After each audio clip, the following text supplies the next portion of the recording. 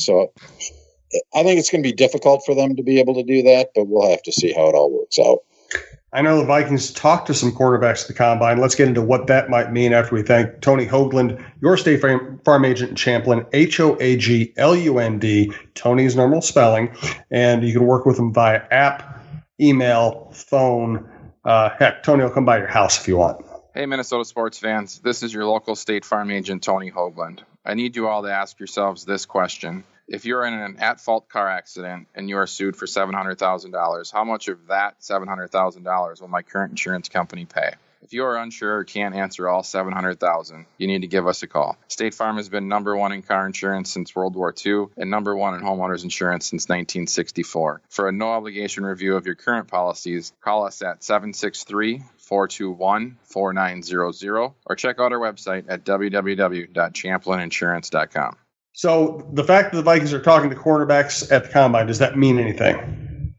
Well, it just means that I think they, in Mike Zimmer's world, you can never have enough good cornerbacks. And I think if they found one in the later rounds that, okay, maybe we can develop this guy as a 6th or 7th round pick, or if, a guy perhaps fell because of character concerns. I mean, we saw what happened with Holton Hill last year, where people were talking about him as, maybe a 3rd to 4th round type cornerback. And, he goes undrafted and the Vikings scoop him up, and he played very well for them in a pinch last year. So I think they're, them looking at cornerbacks, I would be shocked if they pick one in the first half of the draft. They have enough there to get by just well enough as things stand right now.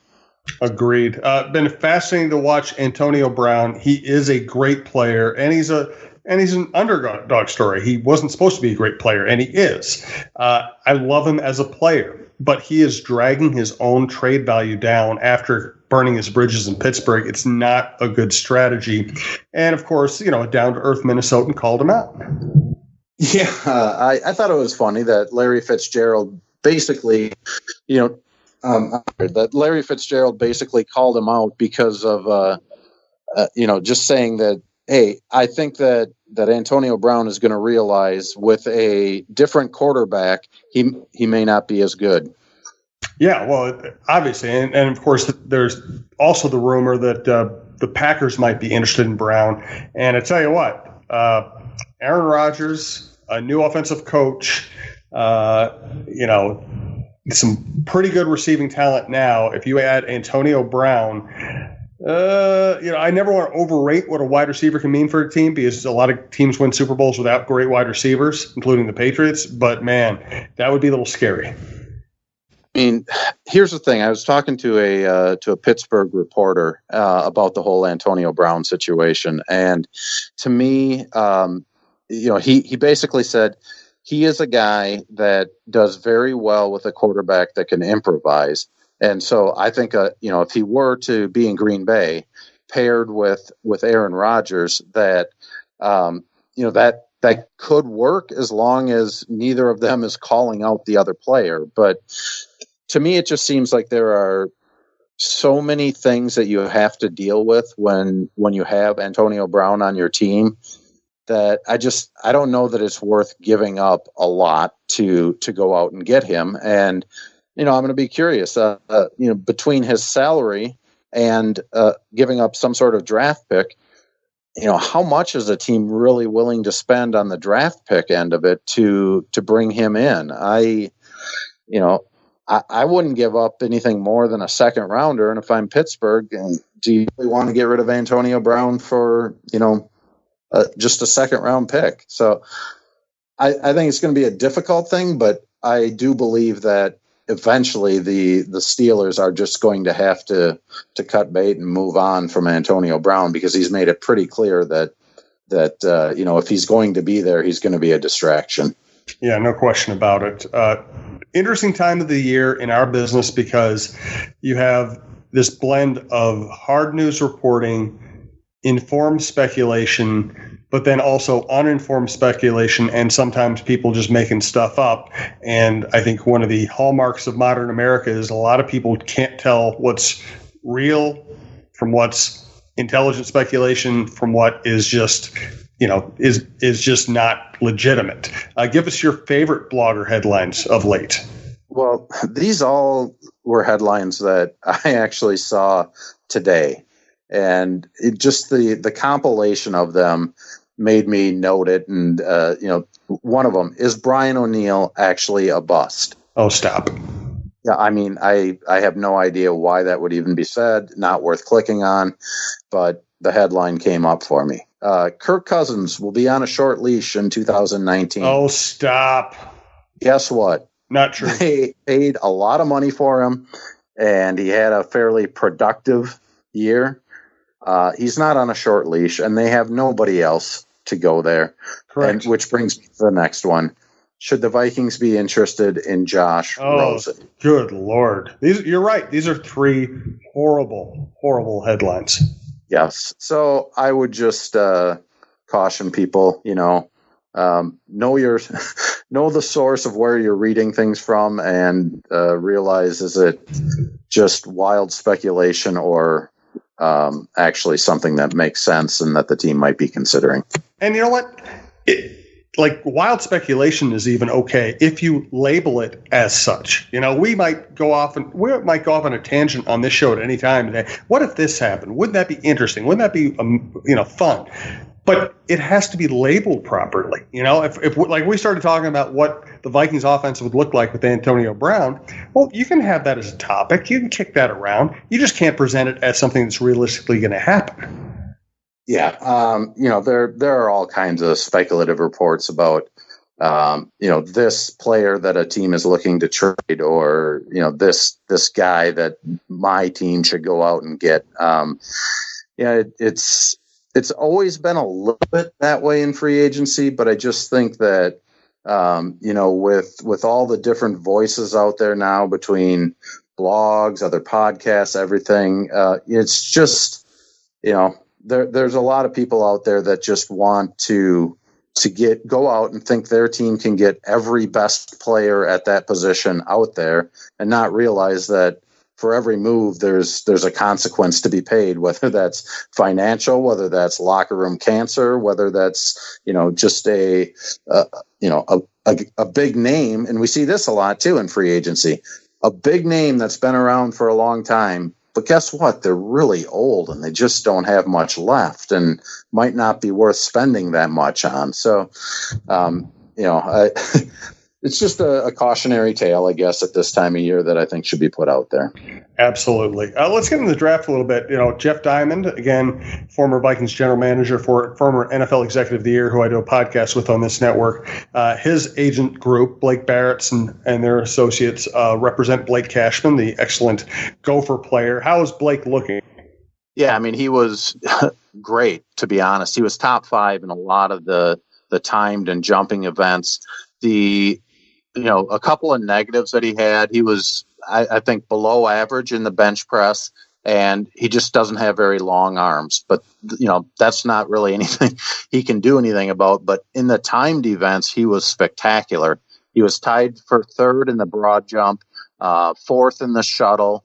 He was 5th among linebackers in the 40-yard dash at 4.5, which was really good considering that I don't think a lot of people necessarily expected him to be quite that fast. I saw some analysis on him saying, he plays faster than he'll time, and that just wasn't the case. So he was, Devin White and Devin Bush are 2 of the top linebackers in this draft, and he was right with them. Just behind them in the 40-yard dash, ahead of them in a couple of things like vertical jump. He actually beat Bush, not in the vertical jump, but 3-cone. He did better than them. So a lot of really good positive things for him. I'm not necessarily convinced that he's going to be a starter, especially right away, but the perception that he might only be a special teams player, I think he really is going to cause scouts and coaches that may not have been as familiar with him to go back and kind of look and see that, I do think he has a possibility to get some good playing time on a defense and be a big contributor. And I he's only a 1-year starter for the Gophers, so I think it's it's one of those deals where they may cause him to other teams to have to go back and catch up on what he's all done.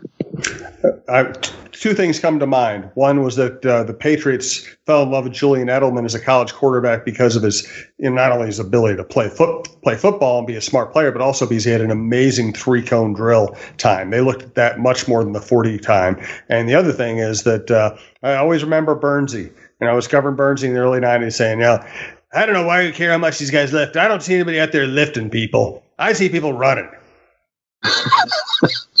I love that quote. That's great? Awesome. Yeah. And, actually, it is funny because a couple of years ago when we were talking to Zimmer at the Combine, he did say that he thinks, some of these drills are going to be looked at and maybe some of them will no longer be part of the Combine because they just aren't real relevant to things that coaches and scouts are looking for.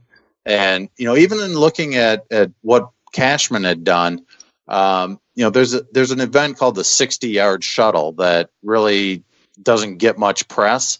And there's a good reason for it. I think there were only 3 or 4 linebackers that actually did that.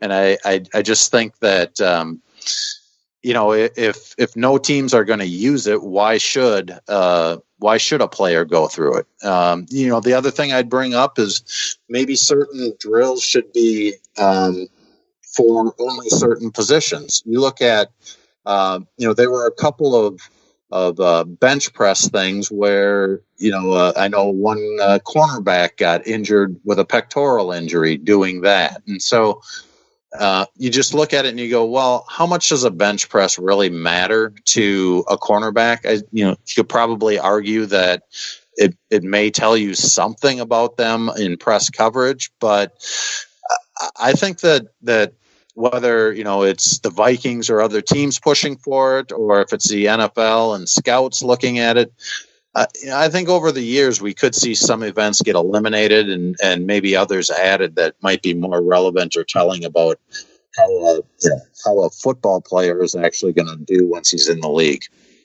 I heard one player at the Combine say he went into a meeting with a team and the guy he was meeting with, the coach, I guess, punched him in the chest. That was the dumbest moment of the Combine. What were the dumbest questions of the Combine? Oh, boy. Well, first of all, one of the defensive backs, I don't even remember who it was at this point, but, you have so many players that go through there. You kind of forget things unless you're taking notes. But he said he was asked to get into a staring contest with the Seahawks during his interview. And so he said he did it a couple times. Yeah, I don't know what the deal was. He said it wasn't with Pete Carroll, but he didn't know the coach that he was getting into the staring contest with. But I have no idea how that's relevant or what sort of psychological information they're trying to get out of that. But a lot of the players are asked, do you have any crazy questions that are asked of you? And I think the NFL is getting a little bit better with those, but one of them was shocking to me. Texas cornerback Chris Boyd, here's what he said when he was asked about it.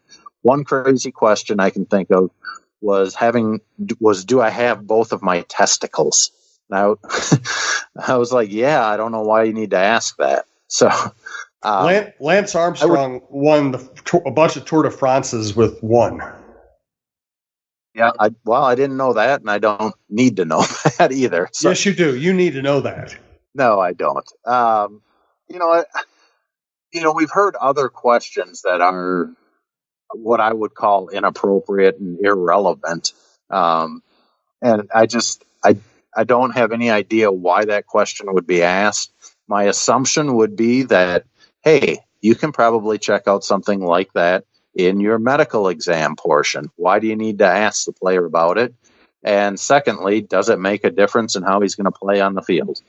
It's just dumb. But to be fair, reporters are also there and asking dumb questions. One of them that I heard repeatedly, and I would put this under the blogger category versus reporter category, but went around asking a lot of the defensive backs, if you had to face any animal in the animal kingdom,